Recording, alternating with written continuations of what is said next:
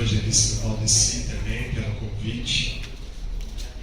1 Crônicas 29, do versículo 10 em diante, no momento que Davi e o povo adoram o Senhor. Diz assim: então Davi, primeiro Davi chama o povo para trazer ofertas para construir um templo, e aí no versículo 9 diz assim: o povo se alegrou com o que tinham feito, pois foi de todo o coração que eles fizeram ofertas voluntárias ao Senhor. O próprio rei Davi teve grande alegria. Ele então bendisse ao Senhor em presença de toda a assembleia. Disse Davi: bendito sejas tu, Senhor, Deus de Israel, nosso Pai, desde sempre e para sempre. A ti, Senhor, pertencem a grandeza, a força, o esplendor, o poder e a glória, pois tudo que há no céu e na terra te pertence.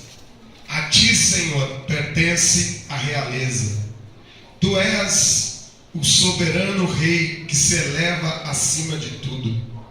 A riqueza e a glória te pertencem. És o Senhor de tudo. Em tua mão força e poder. Em tua mão tudo se afirma e cresce. Agora, pois, ó nosso Deus, nós te celebramos, louvamos teu nome glorioso. Pois quem sou eu e quem é meu povo para sermos capazes de fazer tais ofertas voluntárias? Porque tudo vem de ti, e te ofertamos o que recebemos de tua mão. Diante de ti não passamos de estrangeiros e peregrinos como todos nossos pais. Nossos dias na terra passam como a sombra, e não há outra esperança. Senhor nosso Deus, tudo quanto ajuntamos para a construção de uma casa para o teu santo nome, provém de tua mão, e tudo te pertence. Sei, ó meu Deus, que provas os corações, e que amas a sinceridade, e foi na sinceridade do meu coração que fiz todas essas ofertas. E agora vejo com alegria teu povo aqui presente, fazer-te essas ofertas espontâneas e voluntárias. Senhor, Deus de Abraão, de Isaque e de Israel, nossos pais, conserva para sempre no coração de teu povo estas disposições e sentimentos, e dirige o coração do teu povo para ti. A meu filho Salomão, dá um coração íntegro, para que guarde teus mandamentos, teus preceitos e leis, que ele os ponha todos em prática e construa este templo que te preparei. Depois Davi disse a todo o povo: bendizei, pois, ao Senhor vosso Deus. E todo o povo bendisse ao Senhor, Deus de seus pais, e se ajoelhou para se prostrar diante de Deus e do rei. Amém? Os irmãos podem se assentar?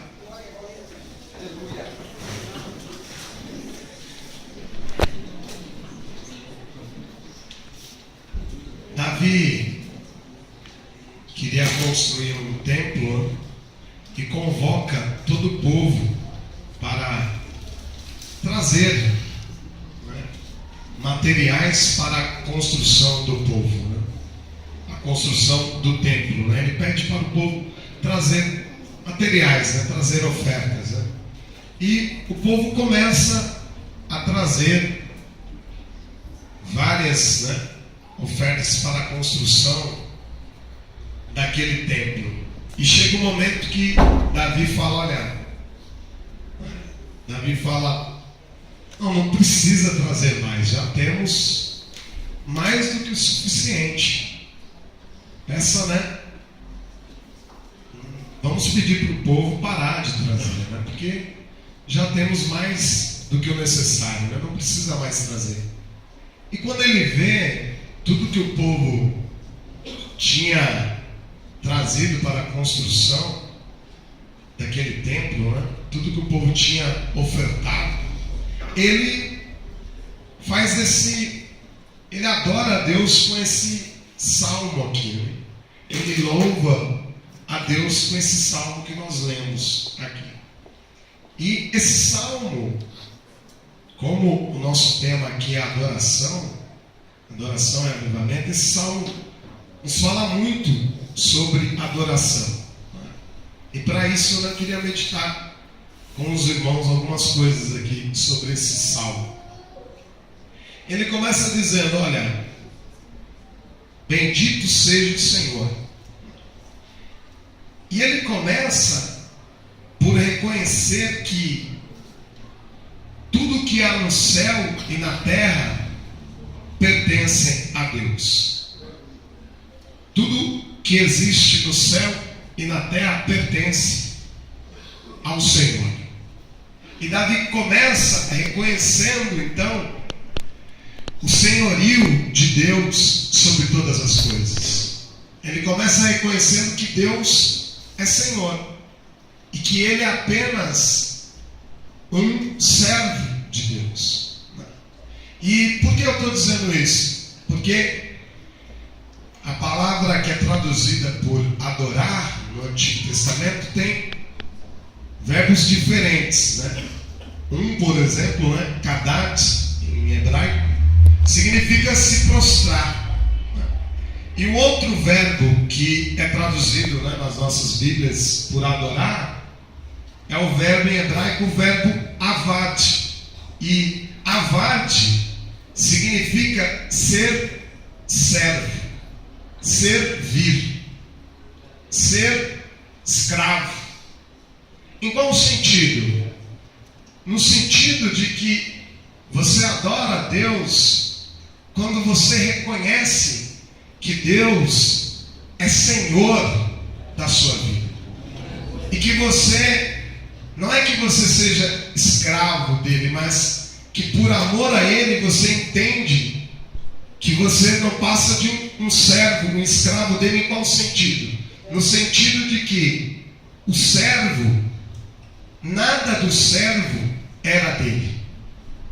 Um servo, tanto no Oriente Médio Antigo quanto na Grécia Antiga, nada que o servo tinha era dele. Um servo, um escravo, não possuía nada. Por quê? O corpo de um escravo era de seu senhor. Ele administrava os bens de seu senhor. A sua disposição era de seu senhor.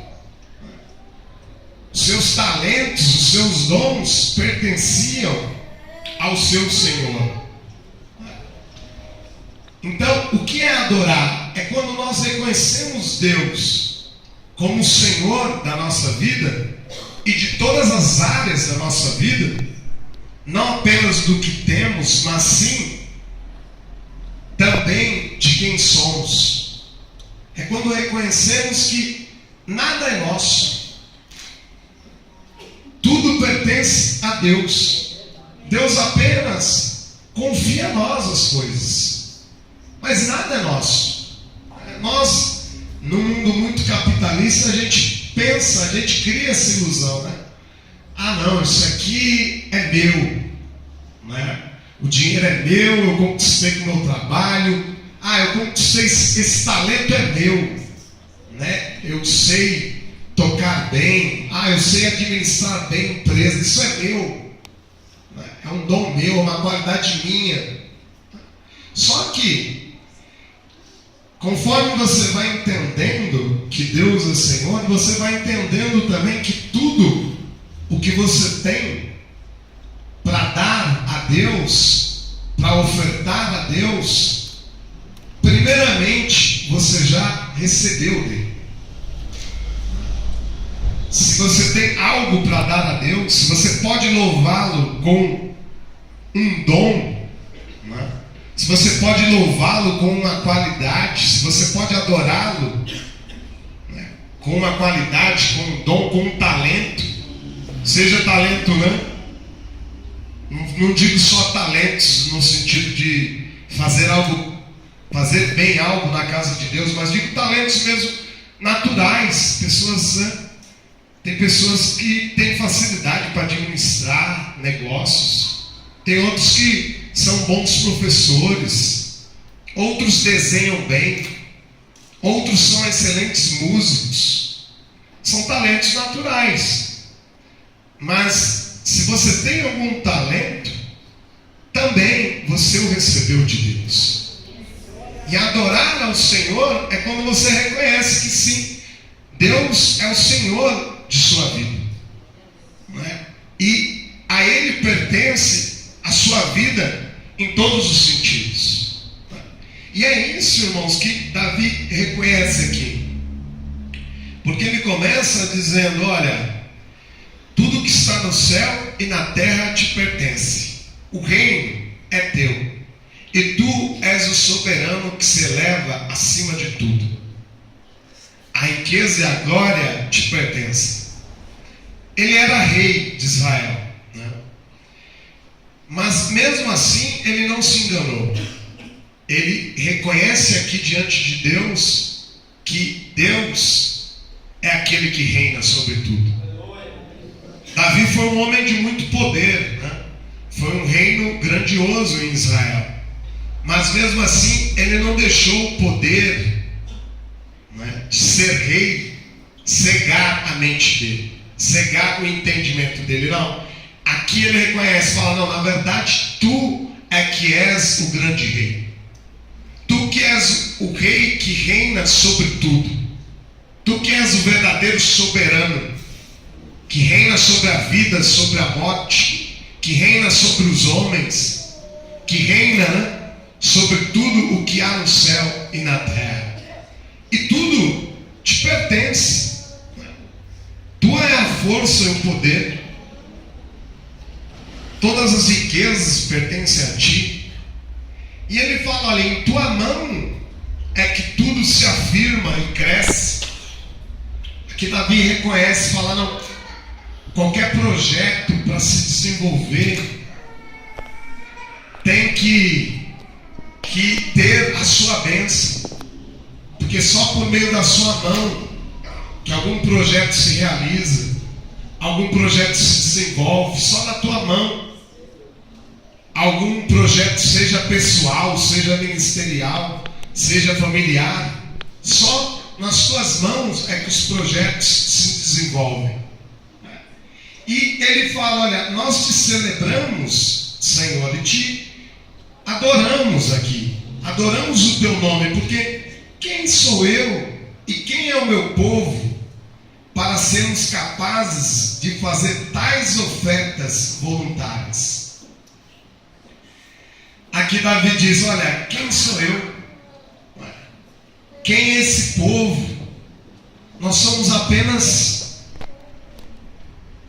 pequenos seres humanos, e quem somos nós para poder te dar alguma coisa voluntariamente, né? Todos nós trouxemos essas ofertas para construir um templo, mas quem sou eu? Quem sou eu, Davi? Quem é este povo?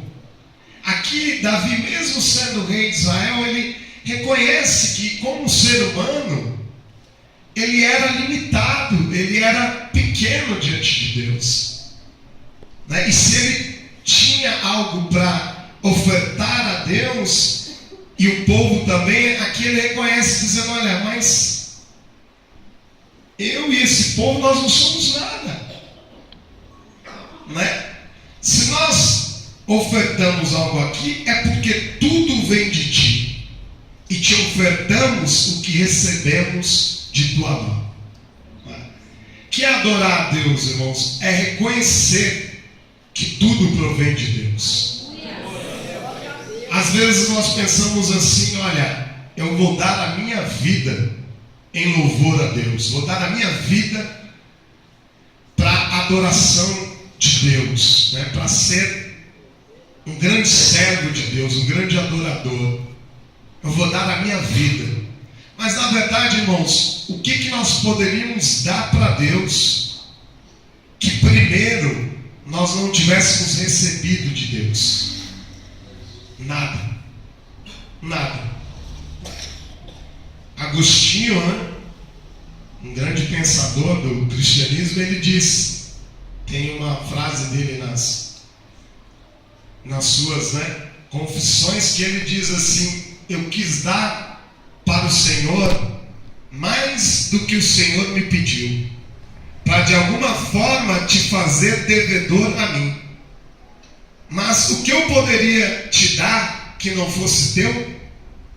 E o que eu poderia te dar que eu já não tivesse recebido de tuas mãos? A frase de Agostinho, a princípio, parece arrogante, que ele fala para Deus: olha, eu quis te dar mais até do que o Senhor pede, para te fazer dever para mim. Parece arrogante, mas ele fala: mas o que eu poderia te dar que já não fosse seu? E o que eu poderia te dar que eu já não tivesse recebido de sua mão? Ali, Agostinho, com certeza inspirado nesse texto de Davi, Agostinho reconhece, fala: não, se eu tenho algo para te dar, Senhor, é porque primeiramente eu recebi de ti. Se eu tenho algo para te dar, é primeiramente porque esse algo que eu tenho para ofertar a ti já veio da tua mão para mim, primeiramente. Aqui Davi fala isso, ele fala: tudo vem de ti, e o que te ofertamos é o que recebemos de tua mão. É como se ele dissesse assim: o que temos te dado com a mão direita é o que temos recebido de ti com a esquerda. Recebemos com a esquerda e devolvemos um pouco do que recebemos com a esquerda, devolvemos um pouquinho com a mão direita. Imagine, é como se fosse assim: é dia dos pais. Aí o filho do pastor Adriano está lá na escolinha e a professora pede um dinheiro para comprar presente para os pais. Aí o que acontece? Vamos supor, que a esposa do pastor chegue para o pastor Adriano e fale: olha, vai ter uma festa lá na escola, eles vão fazer um presentinho para o dia dos pais e tem que dar R$30. Aí o pastor Adriano pega os R$30, dá para a sua esposa, a esposa dá para o filho, e o filho vai lá, entrega na escola, fazem um presentinho, e o filho do pastor Adriano chega para ele no dia dos pais e dá o presentinho para ele. Claro que ele vai ficar alegre. Por quê?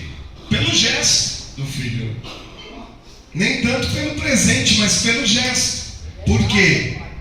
O presente, ele sabe que, de certa forma, veio das mãos dele mesmo.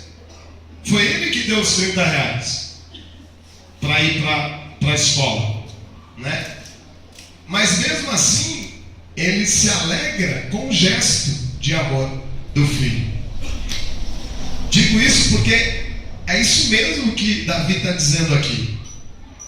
Tudo que nós te damos é o que temos recebido de tua mão.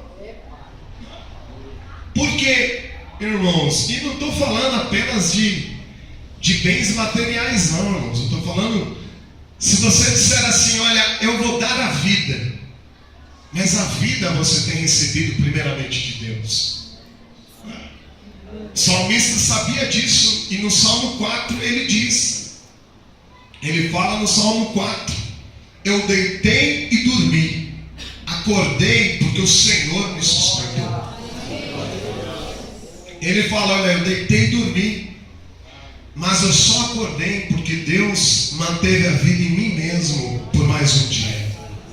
Se eu estou aqui é porque o Senhor tem realizado em mim, o milagre da vida.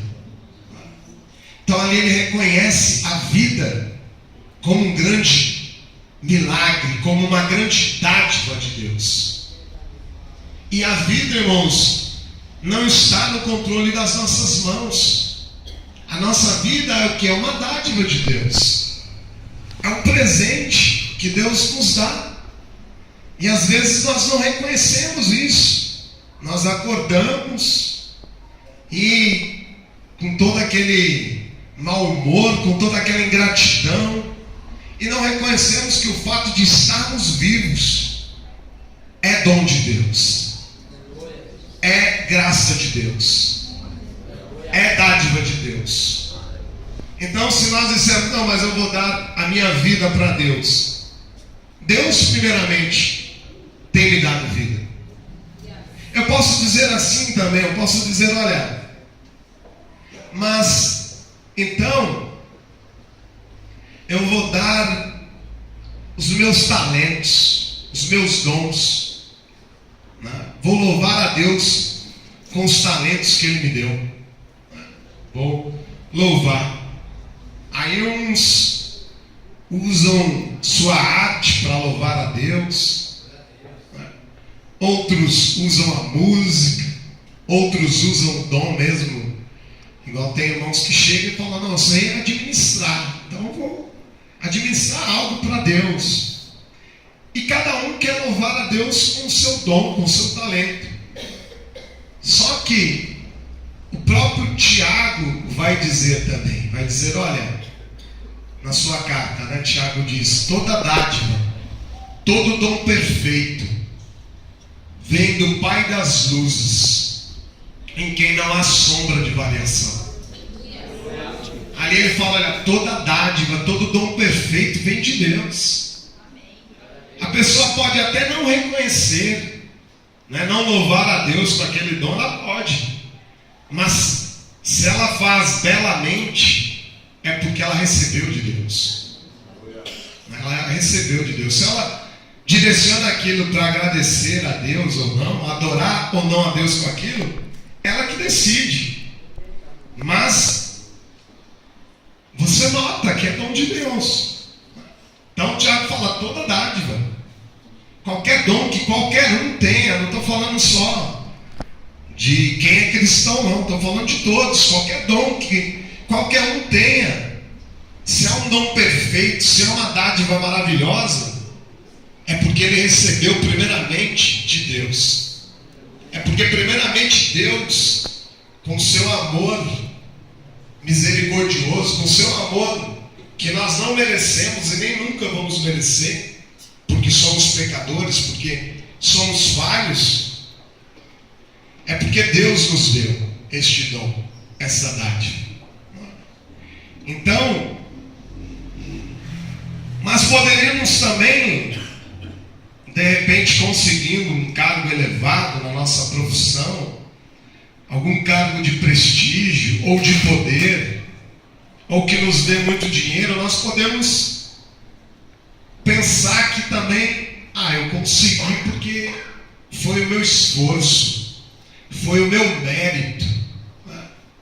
Então, todo esse poder que eu tenho em mãos é meu, porque eu estudei, batalhei para conseguir. Podemos agir de forma arrogante como o próprio Pilatos.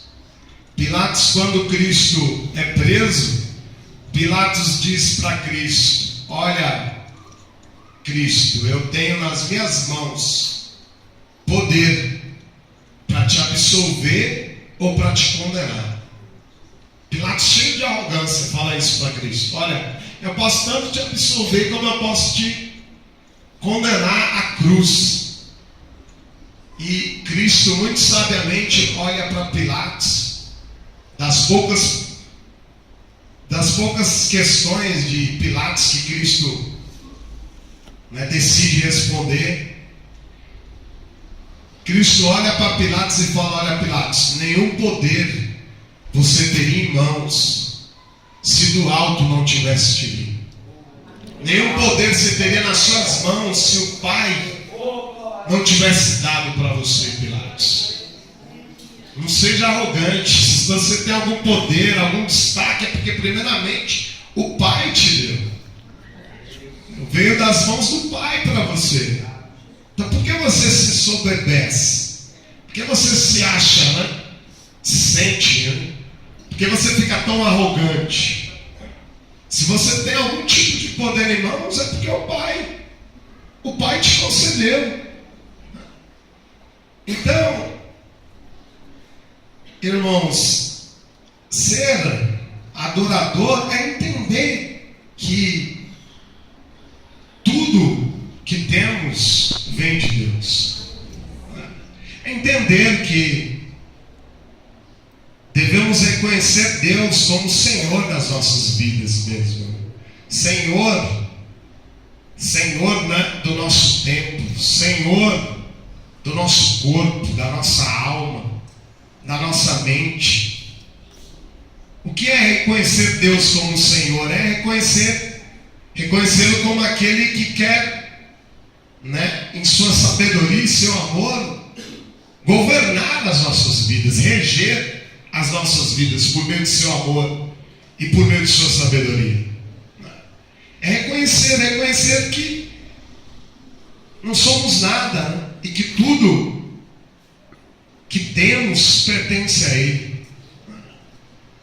É interessante porque Davi, humildemente, aqui ele reconhece, dizendo: diante de ti não passamos de estrangeiros e peregrinos como todos os nossos pais. Nossos dias na terra passam como a sombra, e não há outra esperança. Davi aqui, ele tem a humildade de reconhecer diante de Deus a sua fragilidade, a fragilidade de sua vida. Ele fala: olha, Senhor, eu sei que eu sou como os meus pais. Eu sei que eu sou apenas um peregrino na terra. Estou aqui apenas de passagem, né? Hoje eu estou, mas amanhã posso não estar. Daqui 10 minutos posso não estar. Por quê? Adoramos a Deus quando reconhecemos também essa nossa fragilidade. Quando reconhecemos que estamos aqui como peregrinos. Quem é um peregrino, meu irmão? Peregrino é alguém que está caminhando, passando por um lugar, indo para a sua terra definitiva. O que é um peregrino? É alguém que está de passagem por um lugar, indo para a sua pátria definitiva. Isso é um peregrino, alguém que sabe que está apenas numa passagem, numa peregrinação.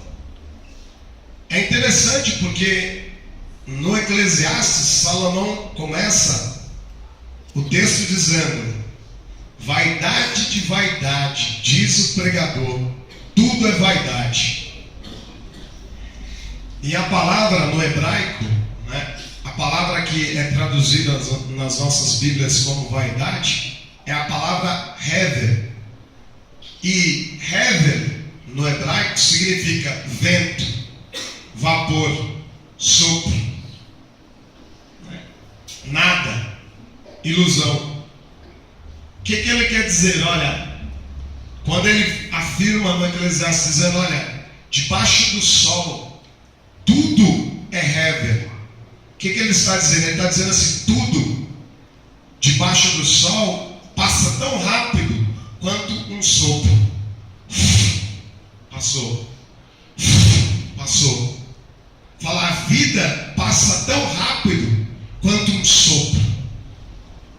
A vida passa tão rápido, os nossos dias na terra são tão breves, tão rápidos eles passam, que é como se fosse um vapor, né? Tiago lia o Eclesiastes muito bem. Tiago escreve na sua carta, ele fala: olha, vocês que estão dizendo, amanhã iremos a tal cidade, e lá venderemos, e lucraremos, e ganharemos dinheiro.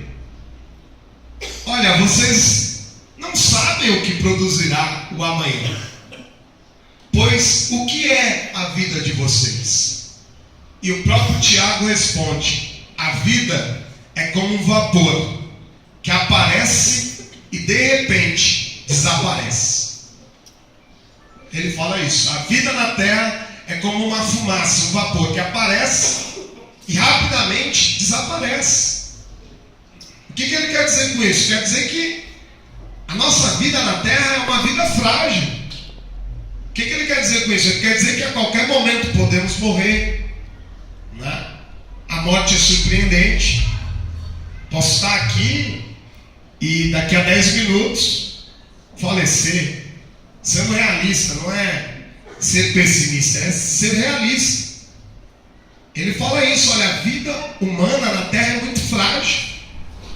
A morte é surpreendente e por mais que você viva 70 anos, esses anos passarão rápido, como um vapor, como uma fumaça que aparece e de repente some. E você olha e fala, mas cadê fulano, cadê ciclano? E de repente alguém te fala, faleceu. Por quê? Porque a Bíblia fala que a vida na terra passa rápido como um vento. No Salmo 79, 38, o salmista fala que Deus estava corrigindo o povo e de repente Deus, o salmista fala assim, sobre Deus, ele fala, olha, e lembrou-se de que eram pó, ou lembrou-se de que eram carne, um vento que passa e não volta. Fala que Deus olhou para o povo, Deus estava corrigindo o povo, mas logo Deus se compadece, porque Deus olha para o povo e se lembra de que são apenas carne, um vento que passa e não volta. Então, a Bíblia fala que a nossa vida na terra é isso, passa rápido como um vento, passa rápido como um sopro. O salmista diz, num salmo maravilhoso, Salmo 90, ele diz, o salmista diz, versículo 7 em diante, ele diz, no versículo 9, nossos dias todos passam sob a tua indignação, e como um sopro consumimos nossos anos. 70 anos é o tempo da nossa vida, e chega a 80 anos se ela for vigorosa, e a maior parte deles é enfado e cansaço, pois passam rapidamente e nós voamos. Ele fala que, no versículo 9, ele fala que a nossa vida passa como um sopro, passa rápido. Essa palavra aqui no hebraico você poderia traduzir também como conto ligeiro. No versículo 9, você poderia dizer, todos os nossos anos passam rápido como um conto ligeiro. O que é um conto ligeiro? É uma história que alguém conta rapidamente. Olha, você viu a história do Clóvis? Nasceu ali na Moca, aí cresceu, fez isso e isso, se casou, e depois faleceu. Ou seja, ele fala que a duração da nossa vida é como esse conto ligeiro. Uma história contada depressa. Uma pequena história contada rapidamente. E ele fala, olha, a duração da nossa vida é 70 anos. E se alguns, pelo vigor, chegarem a 80, o melhor desses anos, após os 70, será de cansaço e enfado. E todos esses anos, 70 ou 80, passarão rapidamente. E nós voaremos. Os anos passarão tão rápido que nós não vamos acompanhá-los correndo. Mas nós voaremos. Passaremos extremamente rápido. Então, aqui, irmãos, Davi reconhece, ele reconhece a fragilidade de sua vida. Ele reconhece que, mesmo sendo rei, mesmo aquele povo tendo dado ofertas para a construção daquele templo, ele reconhece que somos como estrangeiros e peregrinos na terra. E ele fala aí, passamos como uma sombra, e não há outra esperança. Fala, nossa vida na terra é como uma simples sombra que passa. Porque ele tinha em mente um dia. O que ele tinha em mente? A sombra de uma pessoa passando, enquanto essa pessoa caminha durante um dia. Em outras palavras, é como se ele dissesse, olha, a nossa vida vai passar tão rápido, como se fosse um único dia, como se durasse apenas um dia. E o pastor Martin Luther King entendeu bem isso, e ele diz em um de seus discursos, ele fala, olha, para mim só existem 2 grandes dias, o hoje, que é a vida, e o amanhã, onde Deus julgará os mortos e os vivos, segundo o seu poder e a sua justiça. O que ele está dizendo? Ele está dizendo, olha, só existe 2 dias, o hoje, que é a vida, e a eternidade. E na eternidade Deus julgará a todos. Todos teremos que prestar contas de que tipo de filhos fomos, que tipo de pais, que tipo de esposos, que tipo de cidadãos, que tipo de amigos. Então, adorar a Deus também significa reconhecer a nossa fragilidade, reconhecer a brevidade da nossa vida, e que precisamos buscar a Deus e que Deus nos ensine já a viver para a eternidade, a viver já obedecendo ao Cristo, né? E se a vida é assim tão breve, somos tão frágeis, né? Podemos morrer a qualquer momento, não devemos ou não deveríamos ser tão rancorosos, ser tão egoístas. Somos breves, somos passageiros, peregrinos na terra. Sabendo disso, irmãos, a gente tem que pensar assim, não tem sentido.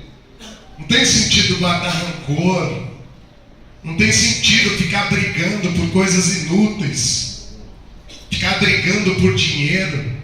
Não tem sentido ser avarento, não ajudar o próximo, não ajudar aqueles que necessitam.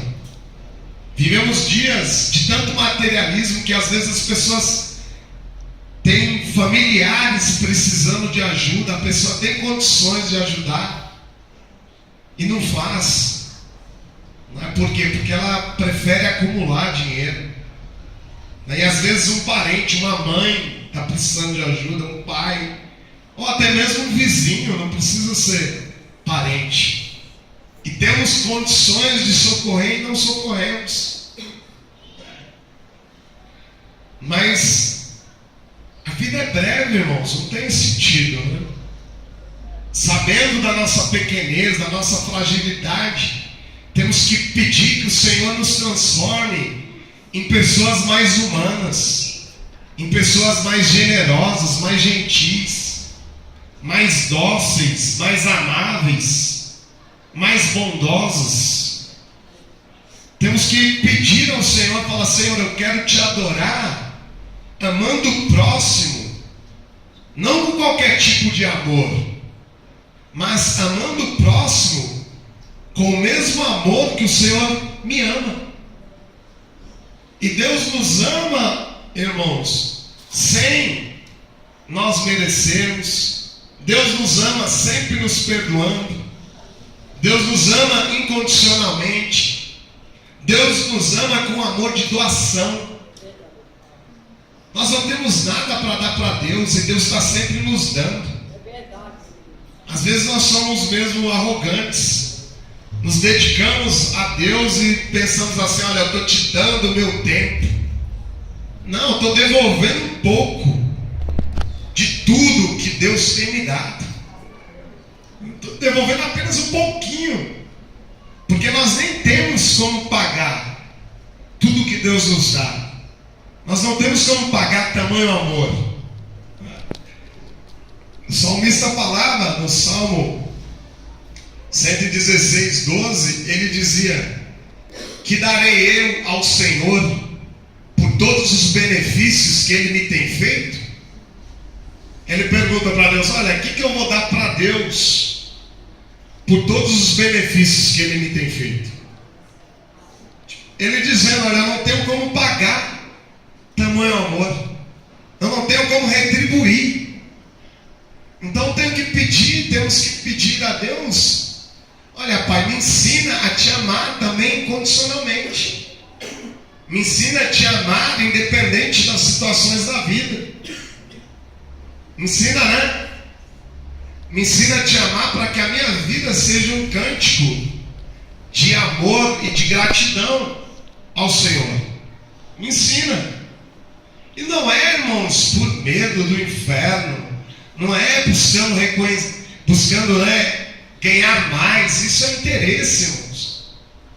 Temos que ter um amor de gratidão, né? Obedecer a Deus, aprender a amar o meu próximo, até mesmo o meu inimigo, aprender a pagar o mal com o bem, né? Por gratidão a Deus, por amor a Deus, por amor ao Cristo, e não por medo do inferno, também não por barganha, por troca. Vou ajudar o necessitado, porque a Bíblia diz que quem dá aos pobres empresta para Deus. Não, isso é interesse. Você não está dando por amor. Você não está socorrendo quem precisa.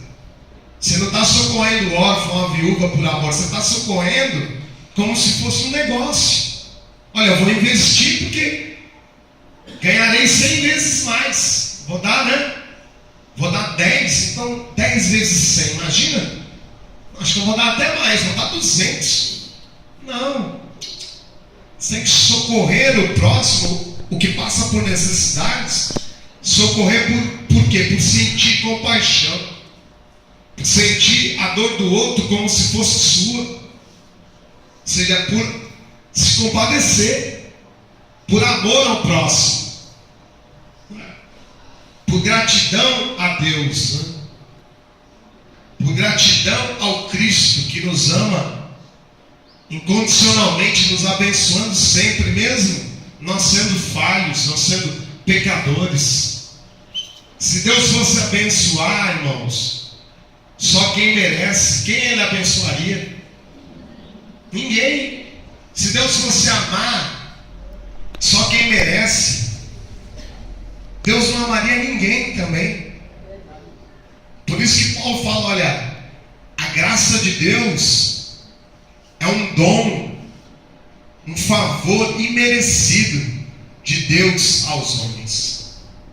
Deus, por amor, ter dado o Filho para morrer na cruz, para receber nele a condenação dos nossos pecados, para oferecer nele o perdão dos nossos pecados. Isso nós não merecíamos e nem nunca vamos merecer. Deus nos amar com um amor tão maravilhoso. E o salmista aqui, ele reconhece isso. Ele fala: Senhor, tudo vem de Ti. Tudo, não é? Os meus talentos, os meus dons, a minha vida, nada é meu. Tudo é o Senhor que tem me confiado, tem me dado para eu administrar. Porque Jesus fala a parábola do mordomo. Ele fala que um senhor deixou um mordomo cuidando de tudo que ele tinha, para cuidar de seus outros servos e cuidar de todos os seus bens. E aquele mordomo, achando que o Senhor demorava a vir, aquele mordomo começa a bater nos outros servos, começa, a negar alimento para os outros servos, e por fim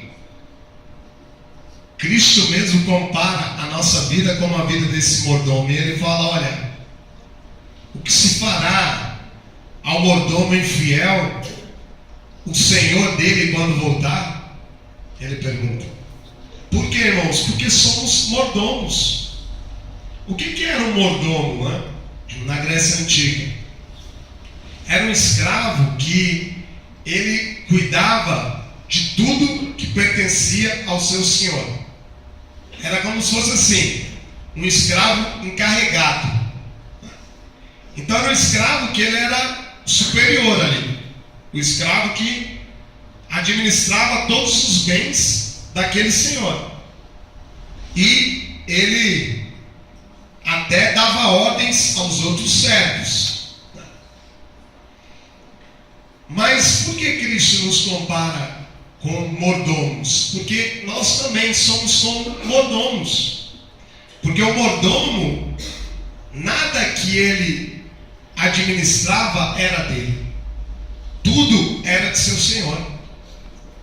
E nós também, irmãos, nós não temos nada, na verdade. Tudo pertence a Deus. Deus tem confiado a nós. Se Deus tem nos dado talento, conhecimento, é para quê? Para a gente administrar em prol do benefício da vida do outro. Se Deus tem nos dado talento, conhecimento, ou se Deus tem nos abençoado materialmente, é para quê?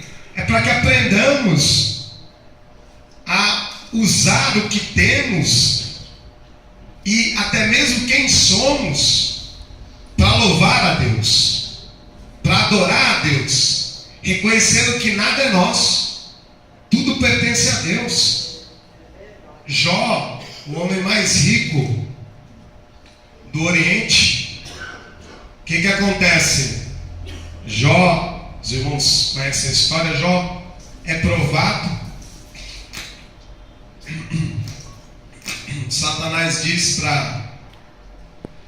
para Deus: olha, tire tudo que Jó tem, vamos ver se ele continua te adorando, se ele continua te amando. E Deus fala: não, pode tirar. E Satanás vai lá e tira tudo. Jó, seus bens são roubados, até mesmo seus filhos estavam numa casa, acontece um desastre, seus filhos morrem, e Jó, que era o homem mais rico do Oriente, amanhece como um miserável. E naquela situação, a sua mulher o questiona, e questiona com razão mesmo, né? Porque não é fácil você perder tudo que você tem e perder seus filhos. É uma dor terrível para uma mãe. E Jó fala: olha, como falas uma louca mulher, tu falas agora contra o Senhor. Aceitaremos os bens de Deus com prazer e o mal não vamos aceitar? E Jó diz assim: tudo que eu tinha era de Deus. Deus me deu e Ele mesmo tomou. Bendito seja o nome do Senhor. O que Jó entende ali? Jó fala: olha, tudo que a gente tinha não era nosso, já pertencia a Ele. Ele apenas nos deu e Ele tomou. Bendito seja o nome do Senhor. Não era nosso, não pertencia a nós. Mesmo quando nós tínhamos, já não era nosso. E nós temos que, para adorar a Deus, reconhecer mesmo, nada é nosso. Sabe, os judeus, no hebraico não existe um verbo assim, eu tenho, o verbo ter. Há uma construção para significar que você tem algo. Mas a construção é assim: se eu vou falar que eu tenho dinheiro, no hebraico eu tenho que falar assim: há para mim dinheiro, existe para mim dinheiro, né? Você fala em hebraico, né? Yesh li kesef, ou seja, há para mim dinheiro. Se eu for falar para a irmã que a irmã tem dinheiro, eu vou falar Yesh la kesef, há para ela dinheiro, existe para ela dinheiro. Mas por que eles fazem essa construção? Porque eles entendem que só quem tem é Deus. Nós não. Deus permite que tenhamos algumas coisas, nos dá dons, nos dá talentos, mas na verdade são deles, pertencem já a Ele, não são nossos. Nada é nosso, irmãos, né? Até o nosso corpo pertence a Deus e a Cristo. E Paulo entende isso, e ele fala que Cristo seja engrandecido no meu corpo, quer pela vida, quer pela morte. Que Cristo seja louvado no meu corpo. Pertenço a Ele. Eu pertenço a Ele. Então, é entender que pertencemos a Deus. Pertencemos. Agora, o homem pode reconhecer isso ou não. E qual é a diferença? É que quem reconhece, né, está começando a ser um adorador. Quando nós reconhecemos que Deus é Senhor sobre as nossas vidas, que nós somos escravos dele por amor, como diz Paulo. Paulo diz em uma de suas cartas: eu que sou escravo de Cristo. Ele fala: eu que sou prisioneiro de Cristo. Numa das prisões de Roma, e Paulo fala: não sou prisioneiro de Roma, não sou prisioneiro dos judeus, não, eu sou prisioneiro de Cristo, por amor. Porque no amor é como o próprio poeta Camões já dizia: é estar-se preso por vontade. Você decide prender alguém por amor. Você pode se decidir ser prisioneiro, ou seja, se entregar de forma incondicional a Deus por amor. Paulo entende isso e ainda fala, né, acho que para os Efésios, não me lembro bem, ele diz: eu sou prisioneiro de vocês por amor. Eu sou escravo de vocês por amor. Né? Forte isso, ele fala: não, eu sou escravo de vocês por amor, eu estou pronto a servir a vocês por amor. Estou pronto a servir a vocês por amor. Eu estou pronto a me deixar prender a vocês por amor. Né? Então, reconhecendo isso, irmãos, estamos nos transformando em verdadeiros adoradores. E aí vamos adorar o Pai com os nossos talentos, com os nossos dons. Nós colocamos, quando nós vamos entendendo essas coisas, nós colocamos tudo à disposição dele. Porque nós entendemos que já pertence a Ele. Então queremos louvá-lo, adorá-lo pelo que Ele tem confiado a nós. Né? Porque é o que Deus espera de nós. Né? O jovem rico chega para Cristo, eu já estou terminando, irmãos. O jovem rico chega para Cristo e pergunta, né? Fala: bom mestre, que farei para herdar a vida eterna? Ah, simples. Vai, vende tudo que tem. Não, primeiro Cristo fala: olha, não, ame o Senhor teu Deus sobre todas as coisas e o próximo como a ti mesmo. E o jovem rico fala para Cristo: olha, isso tudo eu tenho feito desde a minha mais tenra mocidade. Desde quando eu era jovenzinho eu já pratico isso. E Cristo olha para ele e fala: mas ainda te falta uma coisa. Vende tudo que você tem, dá aos pobres e me segue. Naquela hora aquele jovem se entristece com essa palavra, porque ele tinha muitos bens. Ele se entristece, vira as costas para Cristo e nunca mais, né, foi se encontrar com Cristo. Mas por que eu citei esse trecho, né?